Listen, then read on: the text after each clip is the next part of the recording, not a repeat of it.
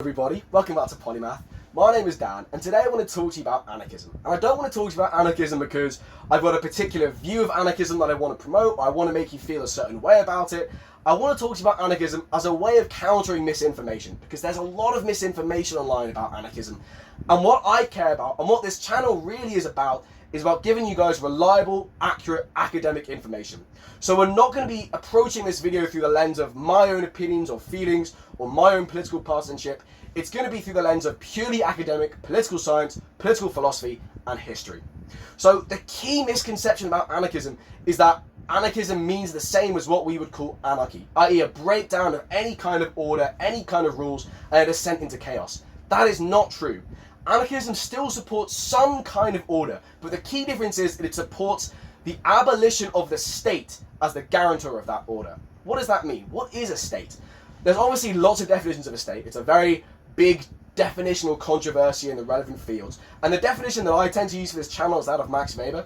But basically, for this video, a state is it's a central authority. It's a central locus of power. So for example, in the UK, in China, in Russia, in Switzerland, or in Japan or Sweden, these countries are ruled by central governments with access to certain institutions that allows them to maintain that power. So for example, law courts, a law code, a civil service, an army, a police force, and all this is designed to, all these are the sort of levers of state that they use, that the central government uses rather to exercise control. No matter how that central government gets into power, whether it's a democratic central government or a dictatorship, it still uses these same basic institutions.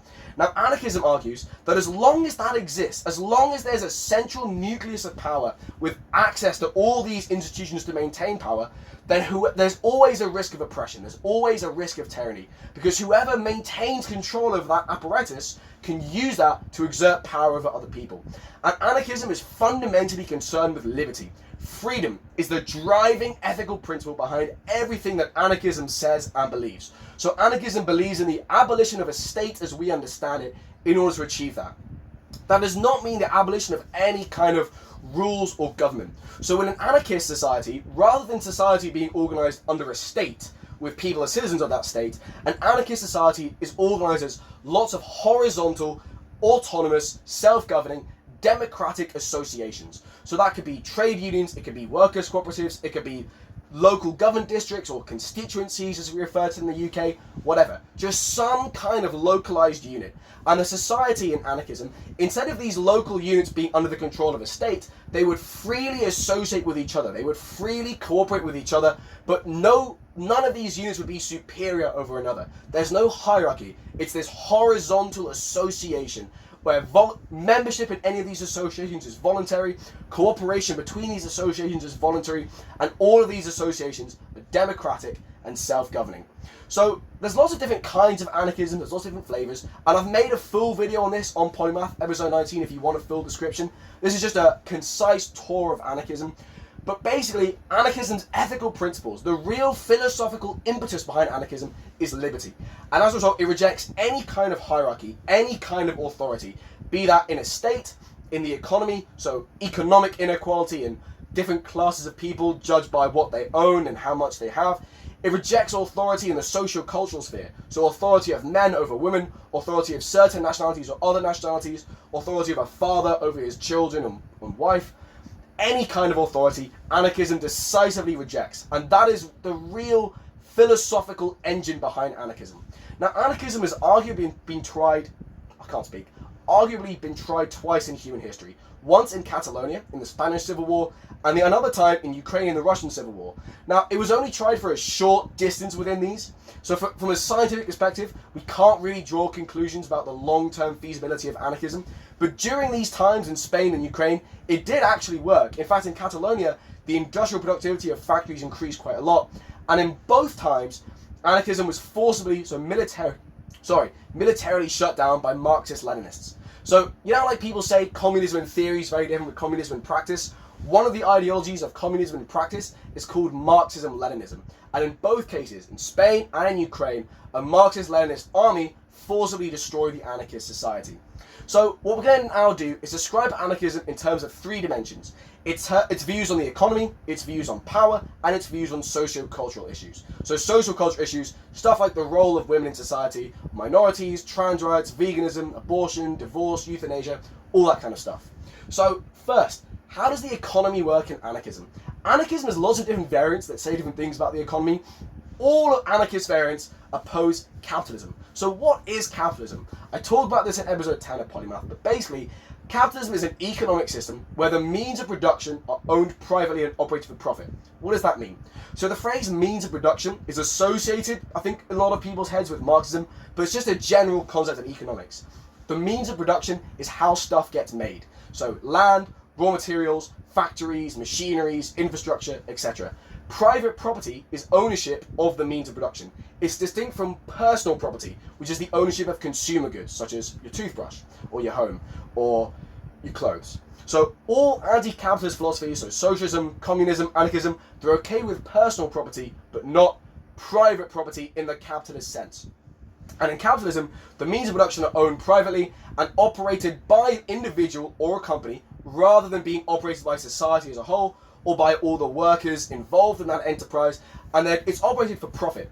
So a person who, let's say, owns a factory or owns a company and has employees is doing that for their own personal profit. They're not doing it for wider educational goals in society or wider developmental goals, or they might choose to donate that to those causes in the form of charity. But the point is, the economy is structured in such a way that the surplus of whatever the means of production generate is ultimately at the discretion of the individual or company which owns the means of production. So all kinds of anarchist economics are fundamentally opposed to that. All variants of anarchism have the economy consisting of different horizontal units, such as trade unions or workers' cooperatives, voluntarily cooperating with each other and acting not on the principle of profit, but on the principle of reciprocal aid. So all these horizontal associations are held together in the same way that hunter-gatherer societies used to be held together, by individuals aiding each other in what's known as a gift economy, where it's basically held together by reciprocal ties between different units, which voluntarily kind of come together for mutual aid and mutual benefit.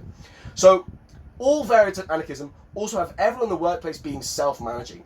So there's no bosses, and everyone makes decisions democratically in an anarchist workplace. So people ultimately have the power to govern the patterns of their own work life. There's no manager telling them what to do.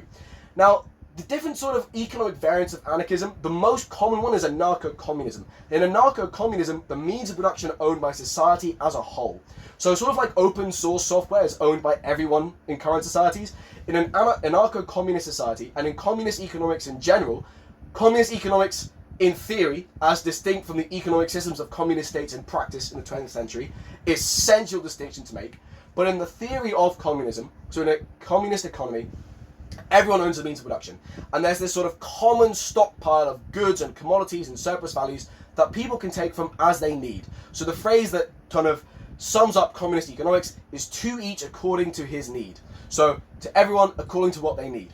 So the economy also utilizes decentralized planning in anarcho-communism, and so in communist economies are planned. There's no market forces determine who gets what and who makes what. It's all planned out. But in an anarchist economy, rather than that planning being made by the state, it's done by all these democratic horizontal autonomous units. They all have the freedom to choose how they plan their economies and what they do. So in anarcho-collectivism, the means of production are owned by society as a whole still, but people still have different wages, or the equivalent of different wages, and therefore people have different standards of living, but that standard of living is based on how hard they work and how talented they are. It's not based on the fact that different individuals have different access to the means of production. So in a capitalist society, people who own a factory are always going to have different standards of living than people who work in a factory, because they have that power, that bargaining power of owning the factory and being the one giving out the jobs. Whereas the person who works in a factory is forced to do that in order to not starve, because they don't own any property themselves and have only their labour to sell. So in anarcho-collectivism, there's no unfair differential access to the means of production, but there's still different wages, because different people will work harder than others and different people will be more talented than others. But the economy also utilizes decentralized planning. So economic planning, but each of these units makes these decisions independently. So mutualism is a variant of anarchism where there is in fact a market economy.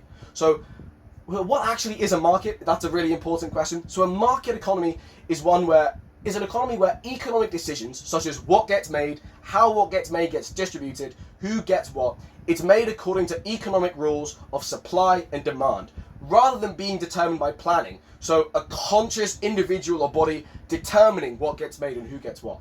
In the market, that's done naturally and is shaped by individuals according to economic rules. Capitalism always utilizes a market economy. Different variants of capitalism have different degrees of state intervention and different degrees of state planning, but any capitalist economy, by definition, must have a market. Whereas, as we can see in those different flavors of anarchism, most of them don't utilize a market at all, but mutualism does. But the key thing in mutualism is that there might be a market, but there's no profit motive. So any surplus value doesn't go towards the aggrandizement of whoever owns or whoever happens to own the means of production. It goes to society as a whole. So for the benefits of development, education, infrastructure, public goods like libraries, etc., etc. So how does politics work in anarchism? Who gets power? So anarchism is by default democratic. It's always democratic. Any anarchist system has to be democratic by definition.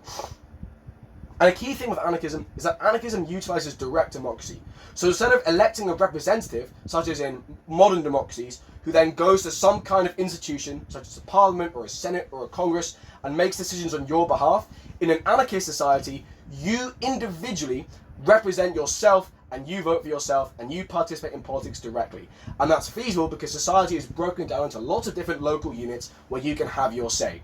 There's some coordination of units, so there might be kind of semi-regular or regular congresses that might be able to meet whenever, of this sort of congregation of different horizontal units which make communal decisions. But that central congress, that sort of meeting of different organizations, has no power to tell the local units what they can and cannot do. And although this sort of congregation of individuals might consist of representatives, those representatives are immediately recallable. So there's no terms. If a group of voters wants their representative to be recalled, they're automatically recalled. So anarchism, it's the ultimate egalitarian philosophy. It rejects any kind of power, any kind of hierarchy, social classes, any kind of religions which are autocratic, so religions in which you have to obey some kind of being. For example, in the Abrahamic religions, when obeying God is seen as a natural and morally just thing to do. And also, anarchism rejects any kind of authority in a social-cultural sense. So family authority, patriarchy, racism, imperialism, anything like that. And in anarchist philosophy, the purpose of society is to allow people to live truly freely and to be equal. Because anarchism argues that in capitalism, if you're having to sell your labor and live paycheck to paycheck and earn a wage in order to survive, you're not truly free. You are in fact subject to all these economic demands which force you to work as a laborer in order to just survive. In anarchism, the idea is that people are truly free because they're liberated from that, and they're truly equal, and they're allowed to develop themselves. And it's based on giving people the maximum leisure, creativity, and self-development. Anarchism is not about maximum productivity, maximum growth. It's about allowing people to live the life that they want to live, where the economy is always subordinate to demands of well-being and the happiness of people in that society. There are still rules in an anarchist society, just as how in hunter-gatherer societies there are still rules, but they aren't codified written laws. And there's no institution such as a police force or a regular professional standing army which can enforce them. So there are rules, but there's not rulers, which is technically possible, at least in certain societies, because you see it in hunter-gatherer bands. The idea is that in anarchist societies, rules are enforced by different mechanisms. So for example, instead of having a police force, you have individuals who volunteer in regular periods or regular rotations to help enforce rules and be sort of like community watch members. That kind of essential thing. And punishments and rules and regulations are decided by the community. They're decided by these horizontal units.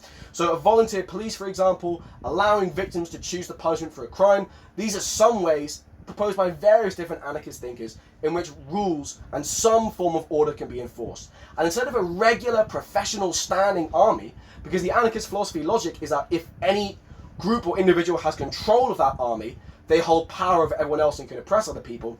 Anarchism utilizes localized militias of community members who work together to fight and coordinate themselves to defend the society and defend the polity. So finally, what are the social and cultural views of anarchism? So anarchism is derived from another political philosophy called liberalism. That is not the same thing. Liberalism is not the same thing as being a modern liberal in the sense of how it applies to left-wing people. Liberalism is a political philosophy originating in the Enlightenment, so 1600s, 1700s in Western Europe. And liberalism, I talk about this a lot more in episode 26 of Polymath. It's a political philosophy which basically asserts that freedom, equality, and individualism are inherently good things, and that moral decisions and political decisions should be made not by appealing to authority or religion or tradition, but that they should be made by exercising the faculty of reason. And also, liberalism explicitly rejects violence as a good thing. It says that violence may be necessary, but it's a necessary evil, and it's not something which should be glorified or encouraged. Now, the tenets of liberalism, you can probably see, are now standard in Western society. There's debate on how that's interpreted. There's lots of different variants of liberalism. There's variants on how much freedom is good in a society, how much equality is good in a society, how that should be enforced. And that's where modern left-right debates come from. There's still lots of political room for maneuver within this overarching philosophy of liberalism, but it's worth knowing that this is an incredibly important philosophy which is now dominant in the world today. And anarchism emerges from that. It sees freedom, equality, and individualism as fundamentally good things. It just argues that a capitalist economy is not capable of delivering those goods. Because in a capitalist economy, people will never be truly free because they have differential access to the means of production, and as a result, people who don't own the means of production constantly have this existential insecurity. They constantly have to struggle and work just to survive and afford the basic goods that they need. And the idea that in an anarchist society is saying that these goods, these moral ends identified by the philosophy of liberalism can be realized in an anarchist society, but not a capitalist society. So anarchism and liberalism are not the same thing, but anarchism emerges from this ideological wellspring of liberalism. And it goes beyond liberalism by saying that private property is a bad thing. So what's often seen as a key part of liberalism is the advocation of private property, so private ownership of the means of production being allowed to exist. Anarchism fundamentally opposes that, and it fundamentally opposes capitalism. So anarchists, because they firmly believe in freedom and equality and individualism to an extent beyond what most other individuals believe, they take the most progressive possible issues, sort of stances on social issues, such as feminism. They strongly believe in the legal and cultural equality of the sexes, so they've always been they've always been feminists. Anarchists, throughout history, since the inception of the ideology, has always been a highly progressive one, advocating for feminism, racial equality, gender equality, promiscuity, so free love, it's called. When I say promiscuity, I just mean the idea of premarital sex being legitimized. Anarchism has always been anti-imperialist. It's always been in favor of environmental protection and environmental caring, but always taking progressive stances on things like abortion, divorce, euthanasia, organized religion, and anarchism consciously rejects nationalism and imperialism and any other belief system or dogma or ideology which is associated with right-wing political thinking, or which really is associated between in some way meaning some kind of inequality. So for example, imperialism and nationalism are associated with really at its core, these are movements which advocate the inequality between different nations or the inequality between an imperial metropole and colonies, which is one of the reasons why anarchism fundamentally rejects them, because it's fundamentally built on freedom, so the absence of coercion, which imperialism obviously involves, and anarchism is fundamentally opposed to anything which stands in the way of equality. So, that's a really slapdash tour of anarchism and what anarchism is and what anarchists believe and what anarchists stand for. I really hope you've enjoyed the video. I really hope you've learned something. And if this strikes you as politically partisan, if you're thinking that I'm trying to defend anarchism or promote some kind of agenda or promote some kind of alternative view, good. Go and research it yourself. Go and research what anarchism actually is. That's really what I want to encourage on this show. It's self-directed research and critical thinking. But when you do that research, don't just Google search what is anarchism. Don't just find some random influencer online to just tell you whatever they think. Go and look up scientific peer-reviewed journal articles. So go Google search what is anarchism journal article, because that way you get an evidence-based, scientific answer subject to the scientific method and academic rigor. You're not just getting some random person online telling you what to think. So, that's my spiel over. I hope you found this video useful. I hope you found it informative. And I hope that you have a lovely day. Take care.